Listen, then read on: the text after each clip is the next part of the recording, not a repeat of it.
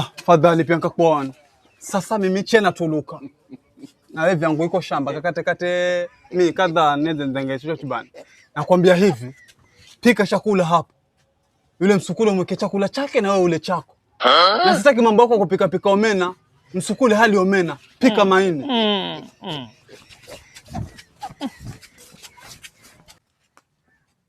Wewe.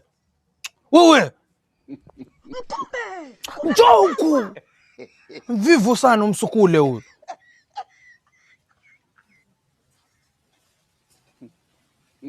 Kazi yako kula tu.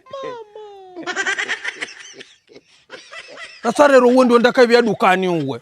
Kivivu sana hiki msukule, upikiwa maini tu ule hapo. Ona mimi sina roho. Mimi pia nachoka kwenda dukani kila time hapo. Wewe nenda dukani, nenda dukani sio msukule, nenda ukachukue unga sasa kwa dukani huko.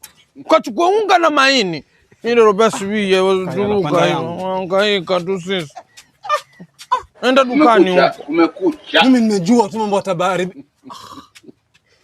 Sasa mbona msukule anatuluka kwa? Naenda dukani bwana, huyo baba huyo naenda dukani. Huyo msukule chiumu dukani.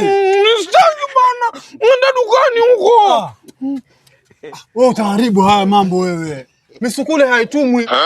Wewe kama mvivu wa kupika achana na hiyo shughuli. Achana na ukana njaa. Bwana wewe msukule bwana ni mvivu bwana. Mimi saupanda tu hapa ya shambani wewe tayari umesukule dukani. Huyo kila siku bwana ni mvivu msukule. Wewe kama mvivu ndasama hiyo huyo msambweni kwenu huo. Mimi wampenda, mimi unipendi huko. Sasa ngurini msukule chiumwa. Huyo msukule anakusaidia. Unda huyo msambweni huo. Arija ndashughulika mwenye kama kugataka.